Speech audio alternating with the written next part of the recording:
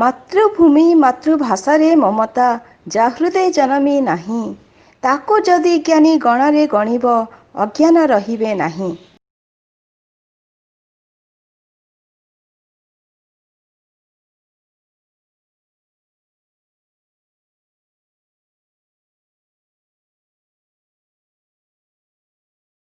(1862) August 9 ତାରିଖ ପବିତ୍ର ଶ୍ରାବଣ ପୂର୍ଣ୍ଣିମା। ଗଙ୍ଗାଧର ବରଗଡ଼ ଜିଲ୍ଲାର ବରପାଲିର ଏକ ସାଧାରଣ ଭୁଲିଆ ପରିବାରରେ ଜନ୍ମଗ୍ରହଣ କରିଥିଲେ। ସେଦିନ କିଏ ଜାଣିଥିଲା ଓଡ଼ିଆ ସାହିତ୍ୟ ଜଗତକୁ ମିଳିଯିବ କବିତାର ଆଶୀର୍ବାଦ। ଗଙ୍ଗାଧରଙ୍କ ଶୈଶବ ଓ ବାଲ୍ୟକାଳ ଅଭାବ ଅସୁବିଧା ମଧ୍ୟରେ ଅତିବାହିତ ହୋଇଥିଲା। ତାଙ୍କର ପିତା ଲୁଗାବୁଣାରେ ଦକ୍ଷ ଥିଲେ ଓ ଲୁଗାବୁଣା ସଙ୍ଗେ ସଙ୍ଗେ ବୈଦ୍ୟବୃତ୍ତ କରି ସାମାନ୍ୟ ଆୟ କରୁଥିଲେ। ଏହିପରି ଦରିଦ୍ର ପିତାମାତାଙ୍କର ସ୍ନେହ ଓ ଆଦର ଲାଭ କରି ଭାବି କବି ଗଙ୍ଗାଧର ବାଲ୍ୟ ଜୀବନ କଟାଇଥିଲେ। ବାଲ୍ୟକାଳରେ ଗଙ୍ଗାଧର ତାଙ୍କ ପିତାମହ ସଦାଶିବଙ୍କ ସହିତ ପ୍ରାତଃ ସ୍ନାନ କରି ଗ୍ରାମରେ ଥିବା ଜଗନ୍ନାଥ ଦେବଙ୍କୁ ଦର୍ଶନ କରୁଥିଲେ। ଏହି ରୂପେ ବାଲ୍ୟକାଳରୁ ତାଙ୍କ ହୃଦୟରେ ଧର୍ମଭାବ ଦୃଢ଼ୀଭୂତ ହୋଇଥିଲା।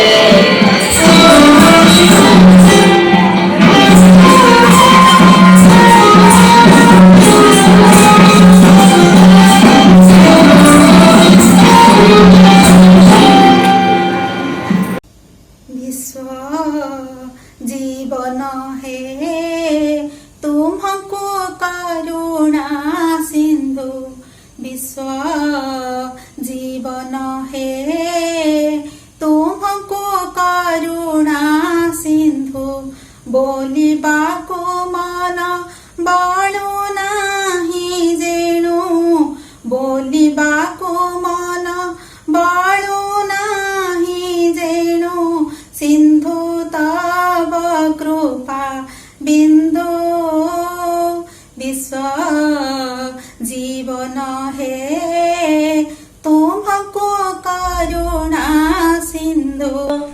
तुम्भ भजन रे हेबि नाही नाथ, माळा जपिबाकु बाध्य, कोटि कोटि ग्रह कंठी से माळारा, कोटि कोटि ग्रह कंठी से माळारा, कि जपि करिब साध्य,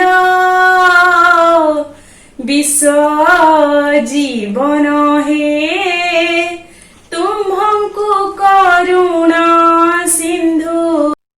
दे नाही बळ पद धूଳି घेनी, पारिब नाही मो मुंड, कोटि कोटि रवि धूଳି रूपे तुम्भ पादे होई छंती रुंड, विश्व जीवन है तुमको करुणा सिंधु। କଥା ଜାଣିବାକୁ ଅଛି ତୁମ୍ଭର ଅସୀମ ଶକ୍ତି, ସେତିକି ଘେନିବ ଯେତିକି ଅଛି ମୋ ହୃଦେ ତୁମ୍ଭ ପ୍ରତି ଭକ୍ତି, विश्व जीवन है तुमको करुणा सिंधु। स्थापिबा कुटुम्ब मूर्ति मोक्षत्र हृदयरे नाही स्थान ससर्प गर्भे रहिकी पाराए ससर्प गर्भे रहिकी पाराए हिमालय सानुमान विश्व जीवन हे तुम्भको करुणा सिंधु पूजिबी जहाँ मु देखुची सब तुमरी प्रसाद जहाँ प्रसाद तांको अरबिले जहाँ प्रसाद तांको अरबिले हे पसीना अपराध विश्व जीवन हे तुमको करुणा सिंधु मुकार मातर मोर नुहे बोली कहिबाकु नाही बाट दूर श्री चरणे अर्पण करुछि ज्ञानता विश्व सम्राट विश्व जीवन हे तुमको करुणा सिंधु। ଆଜି ହେଉଛି ସ୍ୱଭାବ କବି ଗଙ୍ଗାଧର ମେହେରଙ୍କର 158ତମ ଜୟନ୍ତୀ। ଏହି ଅବସରରେ ଆମେ ସମସ୍ତେ ମିଶିକରି ତାଙ୍କର କାବ୍ୟ କବିତାରୁ କିଛି କହିକରି ତାଙ୍କୁ ଶ୍ରଦ୍ଧାଞ୍ଜଳି ଦେବା। ଶ୍ରାବଣ ପୂର୍ଣ୍ଣିମା ସମଗ୍ର ଭାରତବର୍ଷରେ ଆଜି ରକ୍ଷାବନ୍ଧନ ଉତ୍ସବ ପାଳନ କରୁଅଛନ୍ତି। ଏଣୁ ଆଜିର ଏହି ପୁଣ୍ୟ ତିଥିରେ ସ୍ୱଭାବ କବି ଗଙ୍ଗାଧର ମେହେରଙ୍କର ଜନ୍ମ ହୋଇଥିଲା। ନିଶ୍ଚିତ ଭାବରେ ତାଙ୍କୁ ସରସ୍ୱତୀଙ୍କ ଆଶୀର୍ବାଦ ମିଳିଛି। ସେ ଜଣେ ମହାକବି ଭାବରେ ପ୍ରତିଷ୍ଠିତ ହେଲେ ଏବଂ ତାଙ୍କର କବିତା ସାରା ବିଶ୍ୱରେ ପରିଚାଳିତ ହେଉଛି। ଏଣୁ ଆମେ ଭାଗ୍ୟବାନ ଯେ ଆମେ ତାଙ୍କର କିଛି ଆମେ ଜୀବନଯାତ୍ରା କିଛି ଆମେ ଆଲୋକପାତ କରିପାରୁଛୁ। ସେ କେତେ ଗୁଡ଼ିଏ ଭକ୍ତି କବିତା ଲେଖିଛନ୍ତି। ତହିଁରୁ ଗୋଟିଏ ଭକ୍ତି କବିତା ମୁଁ ସାମାନ୍ୟ ଟିକେ କହିବି। ବିଶ୍ୱ ଜୀବନ ହେ ତୁମ୍ଭଙ୍କୁ କରୁଣା ସିନ୍ଧୁ ବୋଲିବାକୁ ମନ ବୋଲୁ ନାହିଁ ଜଣୁ ସିନ୍ଧୁ ତବ କୃପା ବିନ୍ଦୁ। ଶେଷରେ ଆପଣମାନଙ୍କୁ ଅନେକ ସାଧୁବାଦ ଜଣାଇଛି ଯେ ଆପଣମାନେ ଓଡ଼ିଆ ଭାଷା ଓଡ଼ିଆ ଜାତି ତଥା ଓଡ଼ିଶା ସାହିତ୍ୟର ଉନ୍ନତି ପାଇଁ ଉଦ୍ୟମ ଜାରି ରଖିଛନ୍ତି।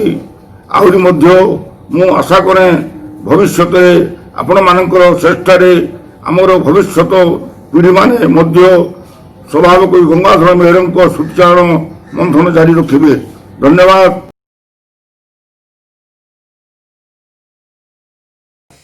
ଗଙ୍ଗାଧରଙ୍କର ସାହିତ୍ୟ ବ୍ୟାପକ ଭାବରେ ଆଲୋଚନା କରାଯାଇଛି।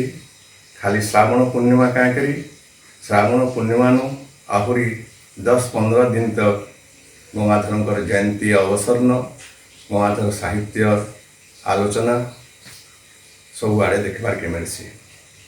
ତାର କାରଣ ହେଲା ଯେ ଗଙ୍ଗାଧରଙ୍କର ସାହିତ୍ୟ ଆଦର୍ଶ ସାହିତ୍ୟ। ଗଙ୍ଗାଧର ମାଟି ପାଣିର କବି।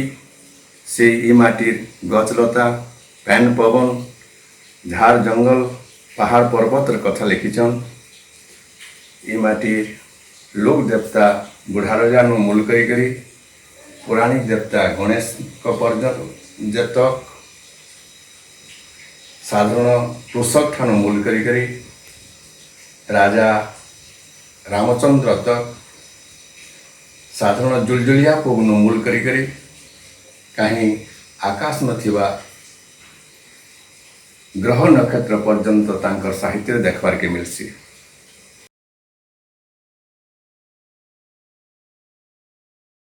नमस्कार। पवित्र रक्षाबंधन एवं गंगाधर जयंती अवसर रे मु मोर समस्त भूलिया भाई बहनी मानकु अभिनंदन जनाउछि एवं तांकर सुख समृद्धि कामना करूछि। विश्व जीवन हे ତୁମକୁ କରୁଣା ସିନ୍ଧୁ ବୋଲିବାକୁ ମନ ବୋଲୁନାହିଁ ଯେଣୁ ବୋଲିବାକୁ ମନ ବୋଲୁନାହିଁ ଯେଣୁ ସିନ୍ଧୁ ତବ କୃପା ବିନ୍ଦୁ ବିଶ୍ୱ ଜୀବନ ହେ ତୁମକୁ କରୁଣା ସିନ୍ଧୁ।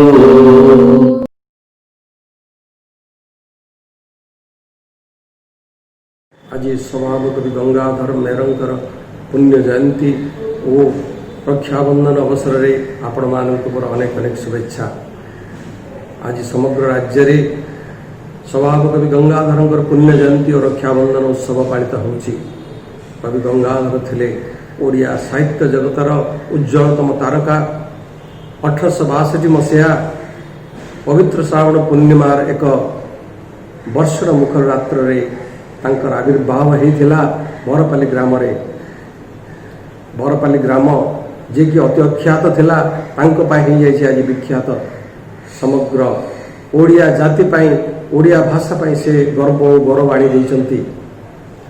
ଆପଣମାନେ ଜାଣନ୍ତି ସେ ଅନେକ ହୃଦୟସ୍ପର୍ଶୀ କବିତା ରଚନା କରିଯାଇଛନ୍ତି। ତନ୍ମଧ୍ୟରୁ ତପସ୍ୱିନୀ, ପ୍ରଣୟବଲ୍ଲରୀ, କିଚକବଧ, ରସରତ୍ନାକର, ଅଯୋଧ୍ୟା ଦୃଶ୍ୟ, ପଦ୍ମିନୀ, ମହିମା, ଅହଲ୍ୟାସ୍ତବ ଇତ୍ୟାଦି ଓଡ଼ିଆ ସାହିତ୍ୟ ଜଗତକୁ ରୁଦ୍ଧିମନ୍ତ କରିଛି। ସେ ଥିଲେ ଅତି ସରଳ ଚରିତ୍ରର, ଅତି ନିଷ୍କପଟ। ଦେଶ ପ୍ରତି ଥିଲା ତାଙ୍କର ଅଗାଢ଼ ପ୍ରେମ ଓ ଈଶ୍ୱର ପ୍ରତି ଥିଲା ତାଙ୍କର ଦୃଢ଼ ବିଶ୍ୱାସ। ଆସନ୍ତୁ ତାଙ୍କର ସରଳ ଚରିତ୍ର ଏବଂ ଓଡ଼ିଆ ସାହିତ୍ୟ ପ୍ରତି ତାଙ୍କର ଅବଦାନକୁ ମନେ ପକାଇ ଅନୁପ୍ରାଣିତ ହୋଇ ଆମେ ଏକ ସୁସ୍ଥ ସମାଜ ଗଠନ କରିବାରେ ସମସ୍ତେ ପ୍ରତିଜ୍ଞାବଦ୍ଧ ହେବା। ଶେଷରେ ଗଙ୍ଗାଧର ମେହେରଙ୍କ ଚରଣରେ ମୋର କୋଟି କୋଟି ପ୍ରଣାମ ଜଣାଇ ବିଦାୟ ନେଉଛି। ବନ୍ଦେ ଉତ୍କଳ ଜନନୀ।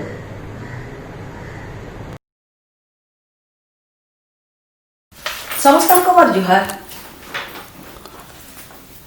ରଙ୍ଗାଜୀବ ଗଙ୍ଗାଧର ଯାହା ସେ ହାତକୁ ନେଇଛନ୍ତି ନିଜ ତୁଳିକାର ବର୍ଣ୍ଣ ବୈଭବରେ ତାଙ୍କୁ ମହିମାନ୍ୱିତ କରିଯାଇଛନ୍ତି। ଦିନ ସାଂସାରିକ ଜୀବନର ସକଳ ଜଞ୍ଜାଳ, ସକଳ ଝଡ଼ଝଞ୍ଜ ମଧ୍ୟରେ ଜଗତର ଅନ୍ତରାଳରେ ଯେଉଁ ସାର୍ବଭୌମ ଆନନ୍ଦର ମହିମାମୟ ପରିବେଶ, ଯୁଗେ ଯୁଗେ ଋଷି କବି ଯାହାର ସନ୍ଧାନ ପାଇଛନ୍ତି ତାର ପ୍ରାକ୍ ଜନ୍ମର ପରିଚୟ ସେ କେବେ ହେଲେ ଭୁଲି ଯାଇ ନଥିଲେ। ସେଥିପାଇଁ ସିନା ଦାରିଦ୍ର୍ୟ ନିଷ୍ପେଷିତ କବି ଜୀବିକାର୍ଜନ ଜନିତ ଶ୍ରମରେ ବ୍ୟସ୍ତ ଥାଇ ସୁଦ୍ଧା ଉଦାର କଣ୍ଠରେ ଗାଇ ଦେଇଛନ୍ତି, ବିଶ୍ୱ ଦେଖ ମଧୁମୟରେ ଜୀବନ, ବିଶ୍ୱ ଦେଖ ମଧୁମୟ। ମଧୁର ଝରଣ କରିବ ହରଣ, ତୋ ପାପ ମରଣ ଭୟରେ ଜୀବନ, ବିଶ୍ୱ ଦେଖ ମଧୁମୟ।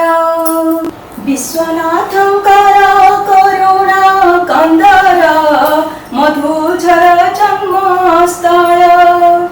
ଚାହିଁଝର ପ୍ରତି ଉଚ୍ଚ କଲି ଗତି, ପାଇବୁ କରୁଣା ଚଳରେ ଜୀବନ, ବିଶ୍ୱ ଦେଖ ମଧୁମୟ। ମଧୁମୟ ବନେ ମଧୁମୟ ସ୍ୱନେ, ଗାଇ ମଧୁମୟ ଗୀତି। ବିହଙ୍ଗ ମରଣ ପୁରନ୍ତି ଶ୍ରବଣ, ମଧୁ ଢଳେ ନୀତି ନୀତିରେ ଜୀବନ, ବିଶ୍ୱ ଦେଖ ମଧୁମୟ।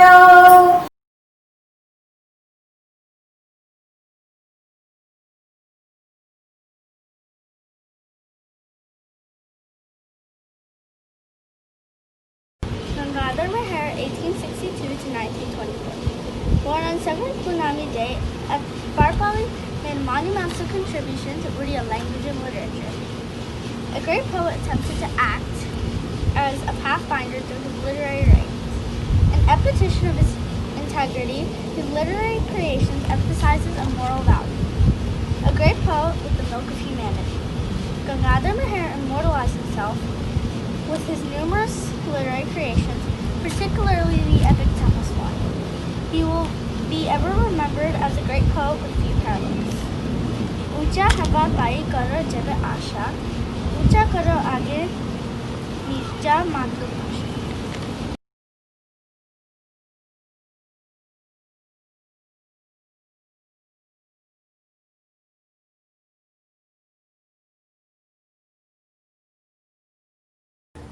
नमस्कार। स्वभाव कवि गंगाधर मेहेर प्रकृतिर बाह्य रूप को जेमिति कलात्मक भाव वर्णना करिसंती, अंतः रूप को मध्य ततोधिक भावे वर्णना करिसंती। तांका लेखनी रे केवल आदर्श उच्च स्थान पाई नहीं, मानवतार जयगान से आंतरिक भाव करिसंती। पुनश्च छांद माधुर्यर आधुनिकरण करी गंगाधर काव्य कवितारे ଯେଉଁ ଗାନଯୋଗ୍ୟତା ଭରି ଦେଇଛନ୍ତି ତାହା ପାଠକର ସ୍ମୃତି ଓ ହୃଦୟକୁ ଏକ ସଙ୍ଗରେ ଆପ୍ଲୁତ କରିଥାଏ। ନମସ୍କାର। 158 years ago, one of the most famous Oriya poets, Gangadhar Meher, was born. He was born into a poor family and only studied until the 5th grade. With that being said, his poems are so magnificent that they are being studied by postgraduate students in India. His written works also promoted the idea of freedom from the British and the idea that all people, no matter religion nor caste, were equal. Gangadhar's poems are even compared to famous British poets for their similar nature referencing words. This poet was gifted with the ability to make beautiful poems, even though he suffered hardship through his family's poverty. Gangadhar Meher died in the year 1924, but his legacy still lives on through his poems and those who study them.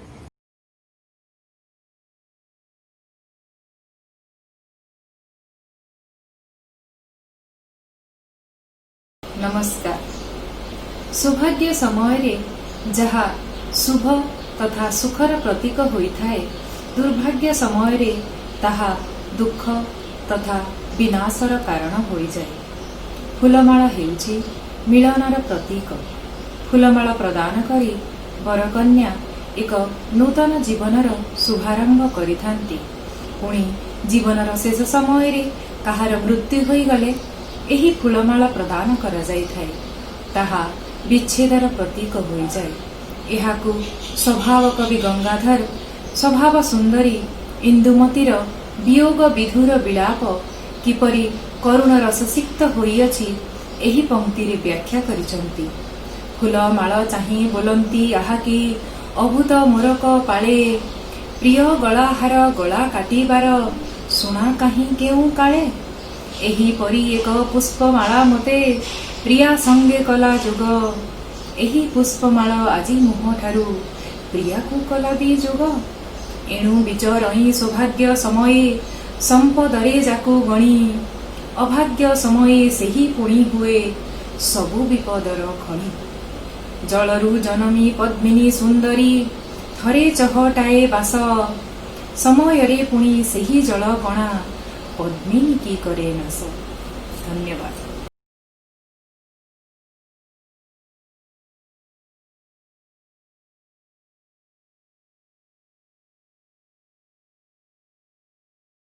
तहु बड़ हो जाए जब कई केवे देशांतर, स्वर्गर अधिक बोली बुझे तेरे जो देशे तार घर। नमस्कार। जोहान्सबर्ग साउथ आफ्रिकार मु राजीव आउ मु सुस्मिता। एई पद्य मातृभूमि रे स्वभाव कवि खूब सरल और सुंदर भाषा रे परिप्रेक्ष्य करिसंती जे जेतेबेले जणे बड़ होई निज देशरु दूरे विदेश को जाई थाए, सेही समय रे ही से जानि पारि थाए जे निज देश निज मातृभूमि केते जे सुंदर केते जे स्वर्गीय।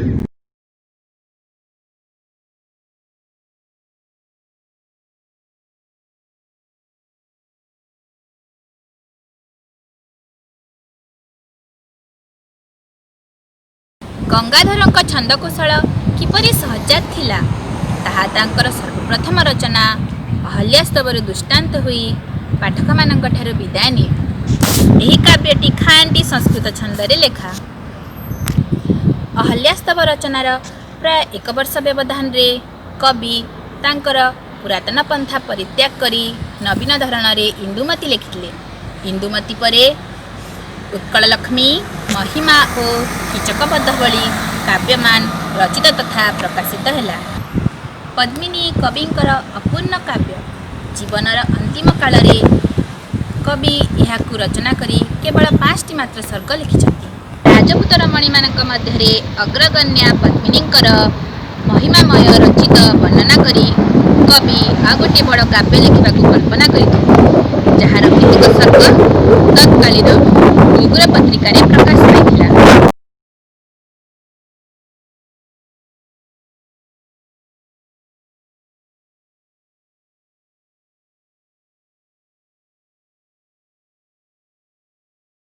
ନମସ୍କାର। ଉଦାର ତତ୍ତ୍ୱ ସଙ୍ଗେ ଗଭୀର ଭକ୍ତି ଓ ମଧୁର ସଙ୍ଗୀତର ତ୍ରିବେଣୀ ସଂଯୋଗରେ ଏକ ଭକ୍ତି କବିତାଟି ଏକ ଅମୂଲ୍ୟ ସମ୍ପଦ ହୋଇ ଉଠିଛି। ଗଭୀର ଆଧ୍ୟାତ୍ମିକ ଯୋଗୁଁ ହିଁ ଜୀବନର ସମସ୍ତ ଅଭାବ ଅଭିଶାପ ସତ୍ତ୍ୱେ କବି ନିଜକୁ ଅମୃତ ସନ୍ତାନ ବୋଲି ମନେକରି ଆତ୍ମହରା ପ୍ରାୟ ହୋଇପାରିଛନ୍ତି। ମୁଁ ତ ଅମୃତ ସାଗର ବିନ୍ଦୁ ନଭେ ଉଠିଥିଲି ତେଜି ସିନ୍ଧୁ। ମୁଁ ତ ଅମୃତ ସାଗର ବିନ୍ଦୁ ନଭେ ଉଠିଥିଲି ତେଜି ସିନ୍ଧୁ। ଖସି ମିଶିଛି ଅମୃତ ଧାରେ ଗତି କରୁଛି ସେ ଅକୃପାରେ। ଖସି ମିଶିଛି ଅମୃତ ଧାରେ ଗତି କରୁଛି ସେ ଅକୃପାରେ। ପଥେ ଶୁଖିଗଲେ ପାପ ତାପରେ ହୋଇ ଶିଶିର ଖସିବ ତାପରେ। ଅମୃତମୟ ଅମୃତରୟ ସହିତ ମିଶିବ ସାଗରେ।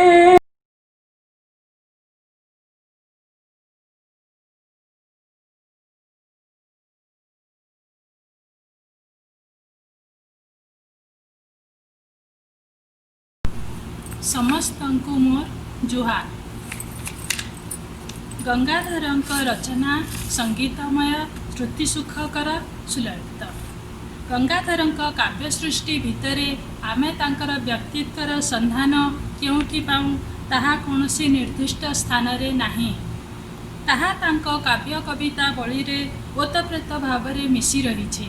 ତାଙ୍କ କାବ୍ୟ କବିତା ବଳିର ସମଗ୍ର ବିଚାର କରି ଦେଖୁ ଯେ ସେ ବିଦଗ୍ଧ ଶବ୍ଦ ଚିତ୍ରକର ତ ଥିଲେ, ତା ଛଡ଼ା ସେ ଥିଲେ ବିଚାରବନ୍ତ, ଦେଶପ୍ରେମୀ, ସମାଜର ସ୍ପଷ୍ଟ ସମାଲୋଚକ, ଉଚ୍ଚ କୋଟିର ନୈତିକ ଆଦର୍ଶବାଦୀ, ସାର୍ବଜନୀନ ମାନବ, ପ୍ରଗତିଶୀଳ ନାଗରିକ ଓ ଈଶ୍ୱରଙ୍କ ବିନୀତ ଭକ୍ତ।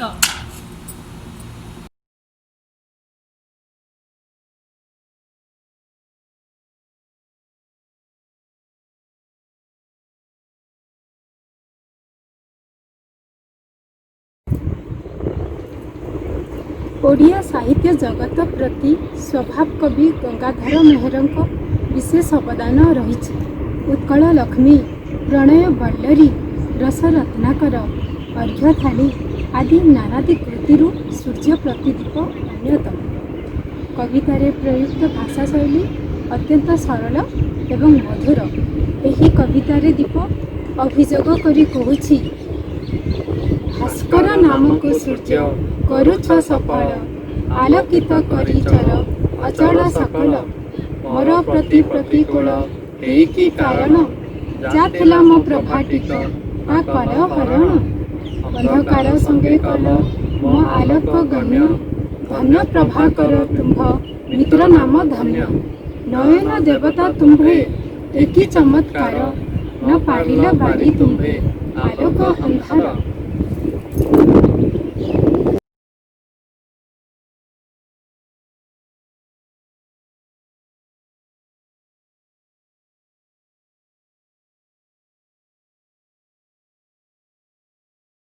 कविंकर तपस्विनी काव्यटी उत्कल साहित्य भंडार गोटे समुज्ज्वल मणि।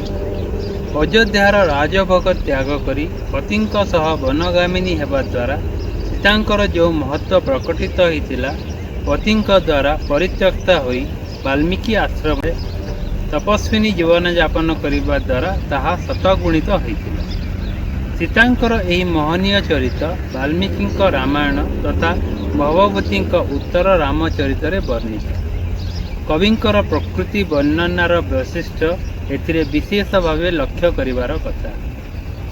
तांको दृष्टि रे प्रकृति बड़ नुह, तार मध्य मानव परि हृदय अछि। से मध्य सुख दुख क्रोध और अनुराग प्रकाश करे। मानवर सुख दुख रे सहानुभूति जनाए। गंगाधर कविंक दृष्टि रे देखिअछंती मंगले अइला उषा बिकचरा जीव दृशा जानकी दर्शन तृषा हृदय बही कर पल्लवे निहार मुक्ता धरी उपहार सतींक बास बाहार प्रांगणे रही कल कंठ कंठे कहिला कल कंठ कंठे कहिला दर्शन दिया सती राति पाहिला।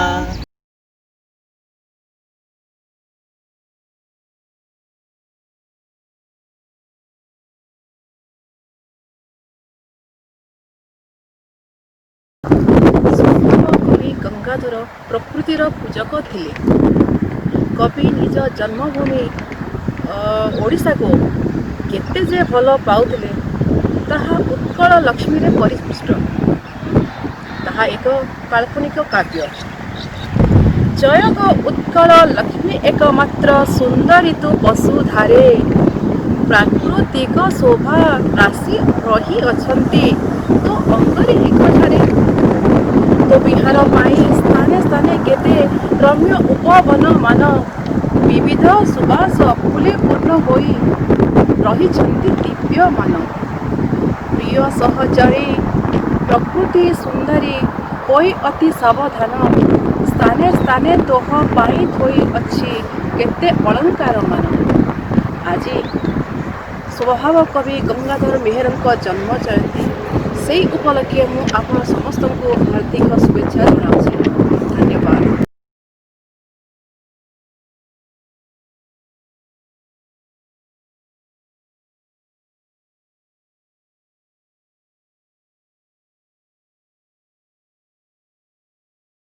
सर्वाधिक लोकप्रिय आधुनिक कवि भाव में गंगाधर मेहर ओडिशार पुरपल्ली रे सुपरिचित। गंगाधर अगस्ट 9 1862 मसीहा श्रावण पूर्णिमा तिथि रे अविभक्त संबलपुर वर्तमान बरगड़ जिला अंतर्गत बरपाली ग्राम रे जन्मग्रहण करथिले। तांकर जयंती इंग्राजी तारीख अनुसार न होई भारतीय तिथि व्यवस्था अनुसार ओडिशा रे पालित होइथाय। एही महान कविंक तिरोधान एप्रिल 4 1924 चैत्र अमावास्या तिथि रे होइथिला। प्रणय बल्लरीर कथावस्तु कालिदासଙ୍କ रचित अभिज्ञान शकुन्तला नाटकରୁ गृहीत किंतु रचना परिपाटी कविंकर निजस्व। ଏହି କାବ୍ୟଟିରେ ଶକୁନ୍ତଳା ଦୁଷ୍ୟନ୍ତଙ୍କର ପ୍रणୟକୁ ବଲ୍ଲରୀ ରୂପରେ ଉପସ୍ଥାପିତ କରାଯାଇ ପ୍रणୟର ବିଭିନ୍ନ ସୋପାନକୁ ଅଙ୍କୁର, ପଲ୍ଲବ, ସୌରଭ, ଫଳ ଓ ଛାୟା ରୂପେ ପ୍ରତିପାଦନ କରାଯାଇଛି। ସୁନ୍ଦର ଅଳଙ୍କାରର ସମାବେଶ, ଭାବର ଗଭୀରତା, ଉନ୍ନତ ଧରଣର ପ୍ରକୃତି ଚିତ୍ରଣ ପ୍ରଭୃତି ଗୁଣରେ ଭୂଷିତ ହୋଇଥିବାରୁ ପ୍रणୟ ବଲ୍ଲରୀ ଓଡ଼ିଆ ସାହିତ୍ୟରେ ଚିରକାଳ ଉଚ୍ଚସ୍ଥାନ ଅଧିକାର କରି ରହିଥିବ। स्वभाव सुलभ लंपे कृष्ण सार गगने अधिक जाई थरे थरे मात्र देउ थाए बन भूमि रे पाद पकाई।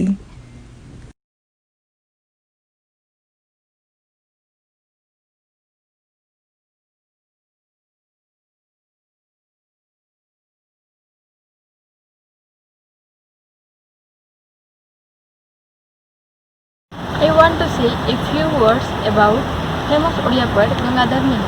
कवि गंगाधर मेहेर केवल काव्य लेखार निर्दय नथिले। तत्कालीन सामयिक पत्रिका उत्कल साहित्य मुकुरु प्रभृति से नियमित रूपे कविता प्रकाश कराउथिले। सेमानक मध्यरु केतेक संगृहीत होई 1918 मसीहारे अर्घ्यथाली नाम प्रकाशित होइथिले। ଏହି କବିତାମାନଙ୍କ ମଧ୍ୟରୁ ଅଧିକାଂଶ ଉଚ୍ଚକୋଟୀର ଓ ଶିକ୍ଷାପ୍ରଦ। ଏହି ପୁସ୍ତକର ଉକ୍ତି ଶୀର୍ଷକ କବିଙ୍କର ଭକ୍ତିମତ୍ତାର ପରିଚୟ ଦିଏ। ବିଶ୍ୱଜୀବନ କି ତୁମ୍ଭକୁ କରୁଣା ସିନ୍ଧୁ ବୋଲିବାକୁ ମନ ବୋଲୁନାହିଁ ଯେଣୁ ସିନ୍ଧୁ ତୁମ୍ଭ କୃପା ବିନ୍ଦୁ ବିଶ୍ୱଜୀବନ କି ତୁମ୍ଭକୁ କରୁଣା ସିନ୍ଧୁ।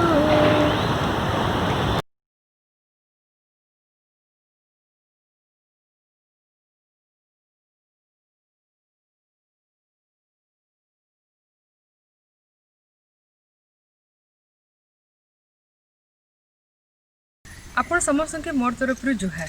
स्वभाव कवि गंगाधर मेहेर आमर पश्चिम ओडिशार गर्व। तांकर प्रथम रचना रसरत्नाकरू आरंभ करी तपस्वनी इंदुमती पद्मिनी बलराम देव आदि सबू रचन से बहुत ही सुंदर सरल भाव में प्रकृति प्रति प्रेम के दर्शेछन।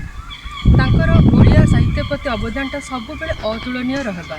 चालुन आज गंगाधर जयंती उपलक्षे आमे समस्ते मिसी तांके टिके स्मरण करबा।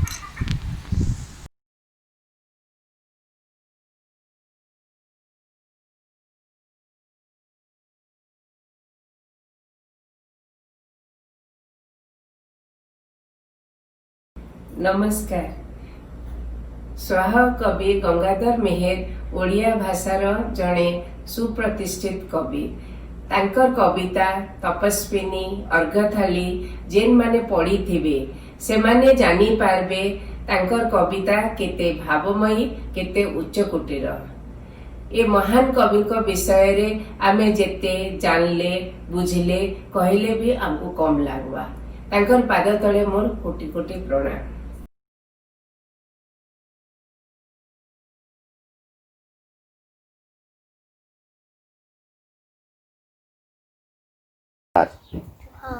पवित्र स्वभाव कवि गंगाधर मेहेर जयंती उपलक्षे समस्त को हार्दिक शुभेच्छा। स्वभाव कवि विषय आम कि कहवा लगी चाहूँ। मातृभूमि मातृभाषा रे ममता जा हृदय जनमी नाही ताकू जदि ज्ञानी गणरे गणिबा अज्ञान रहिबे काहे। समस्त को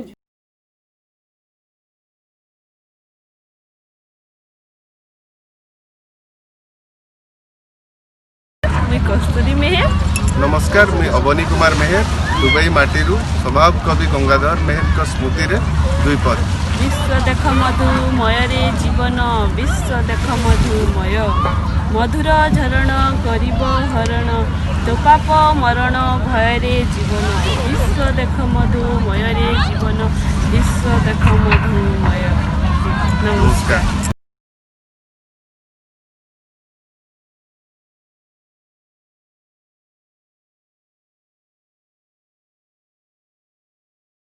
भारती भावना कविंकर शेष रचना बोली अनुमित हुए। ब्रिटिश राजत्वर भूपरिमाण कवि भल रूपे हृदयंगम करथिले। स्वाधीनता आंदोलन चालुथिला बेले कवि एही कविताटी ब्रिटिश शासनर भूफल वर्णना करी अछंती। यह अमूलचूल शस्य अलंकार रे पूर्ण। गोटे अर्थरे श्रीकृष्ण को लक्ष्य करी और अन्य अर्थरे ब्रिटिश सरकार लक्षित। नमस्कार।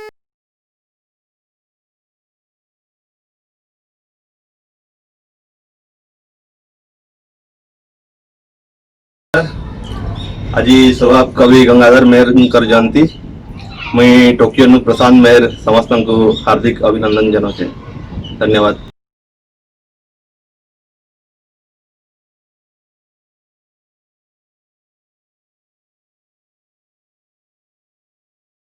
कवि गंगाधर मेहेर जीवनटा जेते प्रेरणादायी है तांगर कविताटा हेते व्यवहारिक बा प्रैक्टिकल है। तांकर बहुत लेखानु गोटे लेखा मत बहुत भल लगसी। से अर्घ्यथालीर परिश्रम बोली नार गोटे कविताटे लिखिजन। सेन से कहीजन जे आलस लोकर पाखकू न पसई संपद मधुमुखे न पसई शोईथिले षटपद।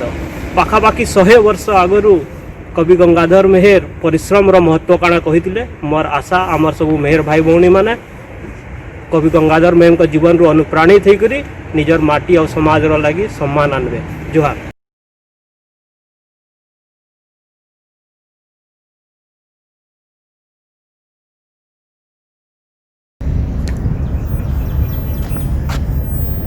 उच्च हेबा पाई कर जेबे आशा उच्च करो आगे निज मातृभाषा। नमस्कार, मैं प्रशांत कौचा सुदूर दुबई माटी। आज ओडिशार गर्व एवं गौरव गंगा स्वभाव कवि गंगाधर मेहेर जयंती पालन होगा लगी जाऊे। बहुत खुशी कथा तांकर लेखा ओडिशा साहित्य प्रति गोटे अतुलनीय अवदान है। दारिद्र्य जर्जरित थिले भी परिवार रे अभाव अनाटन थिले भी तांकर कालजयी लेखा गुड़ाक आज आमर भितर अच्छे एवं से विश्व के गोटे मधुमयर रास्ता देखन सेटा ही आज आमर प्रेरणार स्रोत है। सेटा से भितर से मधुमयर रास्ता भितर ही आम रास्ता खोजबार लगे पड़वा आमको तांकर पथ के स्वावलंबन करबार के पड़वा। एतकी कहीकरी मुई से महान आत्मा के ई विदेश माटी नमन कर्मी। धन्यवाद।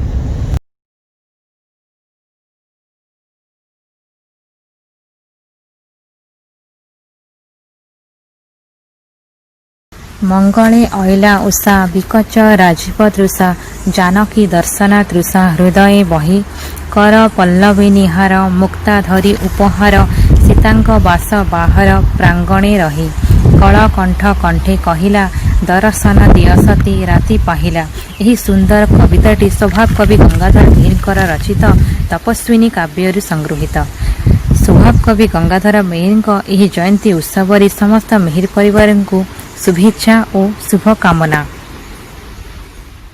1924 मसीहा एप्रिल 4 तारिख चैत्र मास अमावास्या दिन गंगाधर समग्र उत्कल को अंधकार करदे दिव्य धाम को प्रस्थान कले। गंगाधर यह ग्राम विदाय नहीं किंतु से उत्कल साहित्य भंडार रे जो अमूल्य रत्न सब रखी से सब अक्षय अविनश्वर। कविंकर शरीर ध्वंस पाई जातिर इतिहास रे किंतु तुम्भे दिन कवि रहिब जीवित जेते दिन भविथिब ओडिया साहित्य।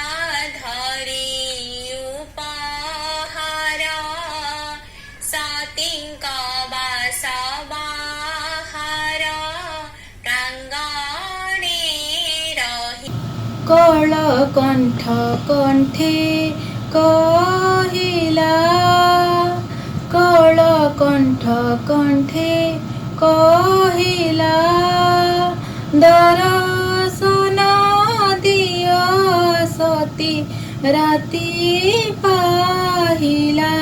अरुण कसाय बास कुसुम कांति विकास प्रशांत रूप विश्वास दियंती मने केउ जोगेश्वरी आसी मधुर भाषे आश्वासी डाकुछन्ति दुख राशि उपशमने दिवा पाई नव जीवन दिवा पाई नव जीवन स्वर्ग की ओह्लाई छन्ति मर्त्य भुवन दिवा पाई नव जीवन। समीर संगीत गाई भ्रमर वीणा बजाई सुरभि नर्तने ठाई उषानी भाटुआ होई भाट आरंभिला स्तव पाठ कलिंग इला पाट मगध बेसे ललित मधुरे कहिला ललित मधुरे कहिला उठ सती राजराणी राती पाहिला। मैं डॉक्टर सुशील कुमार मेहर दुल्ली भुलिया परिवार तरफ तुम मान को आर्थिक अभिनंदन करुछे। आज गंगाधर मेहर 158 नंबर जयंती है। ये अवसर में दिल्ली रो भुलिया परिवार माने गोटे वर्चुअल इंटरनेशनल गंगाधर मेहर जयंती सेलिब्रेट करुछन। मुई सीमा मेहर दिल्ली भुलिया परिवार तरफ समस्त को अभिनंदन करुछे। आम ओडिशा रे स्कूल मान को गंगाधर मेहर जयंती मनाउथलो। एबे दिल्ली रे आमे दिल्ली भुलिया परिवार समस्त संगे 3 वर्ष हला मनाउछु। ई वीडियो बनावा लगी जेते मुई ओडिशा बाहर समस्त संगे कथा लागली समस्ते बहुत खुशी हेई करी पार्टिसिपेट कले। समस्ते आसी करी गंगाधर को काव्य कविता किछि कहि करी तांको श्रद्धांजलि देले से देखि करी बहुत खुशी लागला। मोर ई वीडियो बनावा लगी समस्ते एते टाइम देले सेते लगी समस्त को मोर तरफ बहुत बहुत बहुत धन्यवाद।